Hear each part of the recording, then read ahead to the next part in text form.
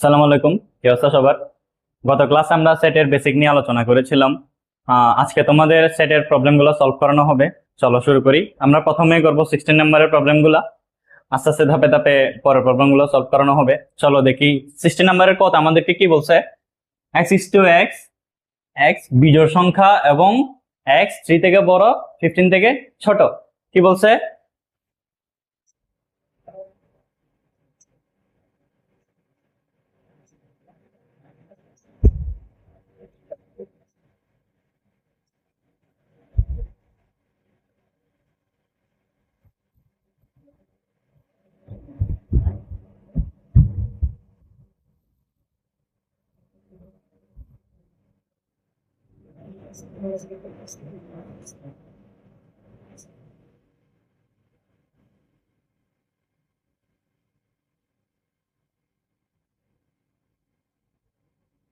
ছোট।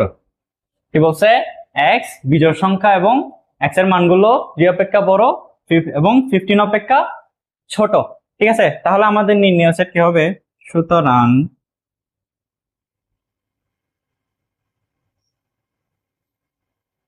সমান 3 অপেক্ষা বিজোড় সংখ্যা বড় কোনটা? 5, এরপরে 7, এরপরে 9, পরে 11, এরপরে 13, এরপর আমরা 15 নিব না। কেন? আমাদেরকে বলছে এক্স এর মানগুলো 15 অপেক্ষা ছোট হবে।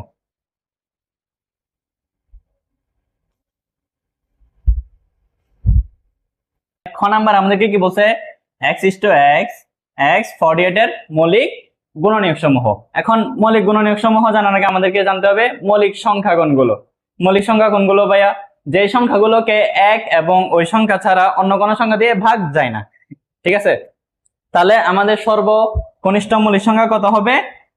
2। 1 মৌলিক সংখ্যা হবে না, মৌলিক সংখ্যা হবে 1 অপেক্ষা বড়। ঠিক আছে, সর্বনিম্ন মৌলিক সংখ্যা কোনগুলো হবে? 2।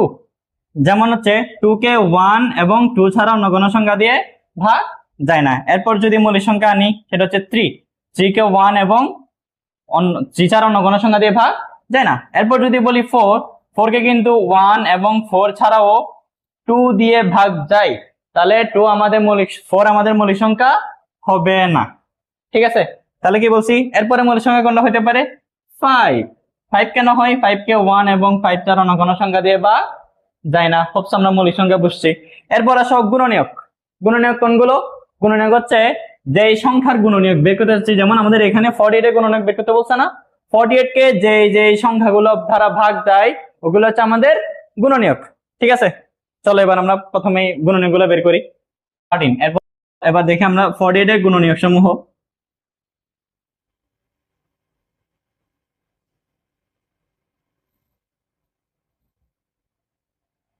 Forty-eight equal 1 into 48, 2 into 24,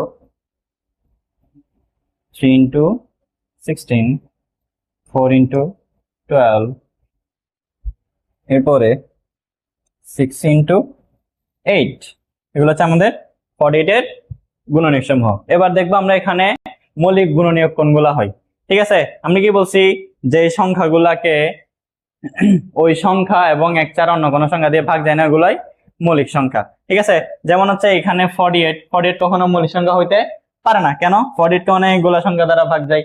এরপর আসো আমাদের 2, 2 কি বলছে? একটা মৌলিক সংখ্যা। এরপর আসো 3, 3 কি বলছে? একটা মৌলিক সংখ্যা। 4, 4 কি মৌলিক সংখ্যা না? কেন? 4 কে 1, 2, 4 দ্বারা ভাগ যায়। ঠিক আছে, ভাগ যায় দেবে কয়টা সংখ্যা দিয়ে? দুইটা সংখ্যা দিয়ে, এক এবং ওই সংখ্যা। তাহলে আমাদের 4 গুণনীয়ক মৌলিক গুণনীয়ক না। এরপর আসো 6, তাও না। 8 না। 12, 16, 24 একটাও মৌলিক গুণনীয়ক না। তাহলে আমরা মৌলিক গুণনীয়ক পাইলাম কোনটা? 2 আর 3। তাহলে আমাদের নির্ণয় সেট কি হবে? সুতরাং নির্ণয় সেট সমান 2, 3। আচ্ছা, এবার আসে আমাদের গ নাম্বার। গ নাম্বারে আমাদেরকে কি বলছে? এক্স ইস টু এক্স, 3 এর গুণিতক এবং এক্স 36 থেকে ছোট।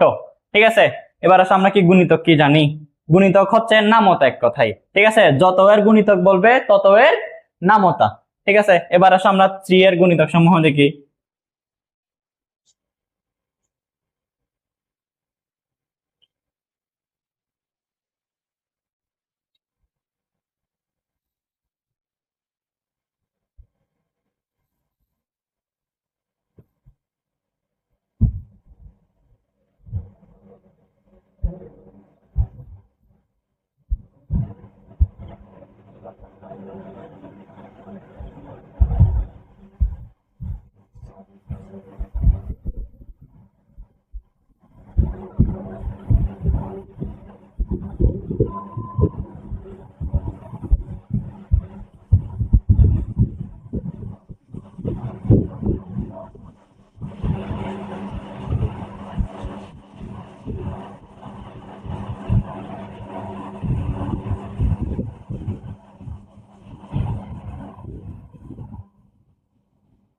এরপর আমরা আর নিব না।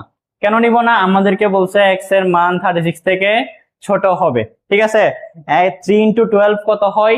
36, ঠিক আছে। তাহলে 3 ইন্টু 12 আমাদের নেওয়ার দরকার নাই, ঠিক আছে। এবার আসো, তাহলে সুতরাং নির্ণয় সেট কি হবে?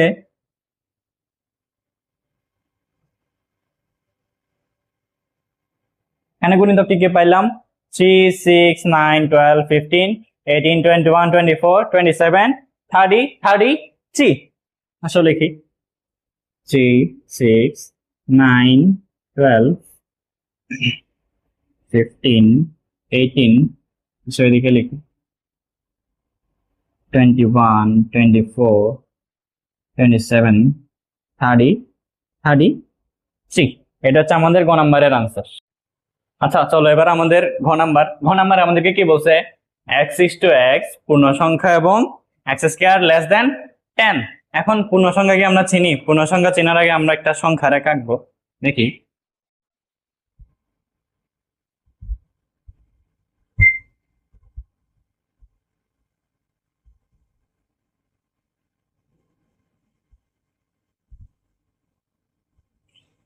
দেখো, এটাকে বলে আমাদের সংখ্যা রেখা, ঠিক আছে। এই সংখ্যা রেখার 0 হচ্ছে আমাদের মূল বিন্দু।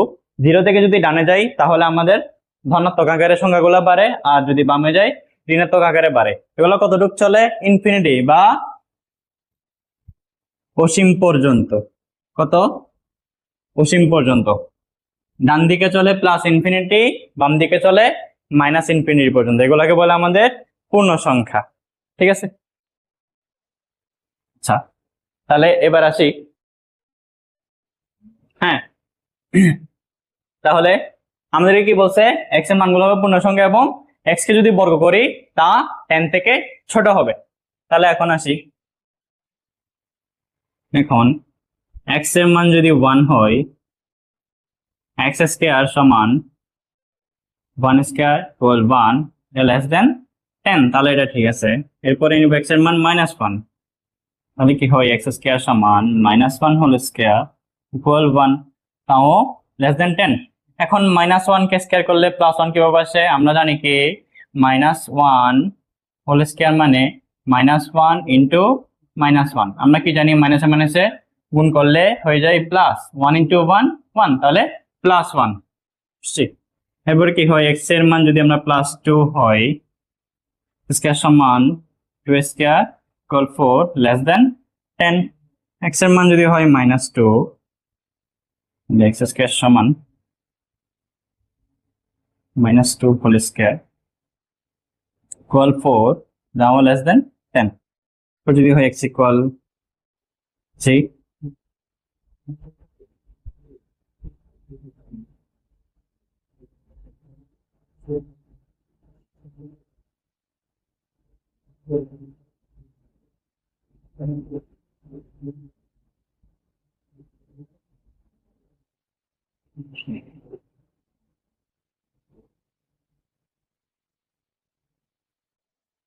ইকুয়াল 16। দেখো এখানে x এর মান যখন আমরা 4 নিলাম, যখন একে বর্গ করছি, 4 কে বর্গ করছি, কত আসছে? 16। এটা কি লেস দেন থেকে 10? হ্যাঁ, নট লেস দেন 10। আমাদেরকে কি বলছে? x স্কয়ার লেস দেন 10 হতে হবে, তাহলে এটা গ্রহণযোগ্য হবে না। আমরা কি লিখে দিব? যা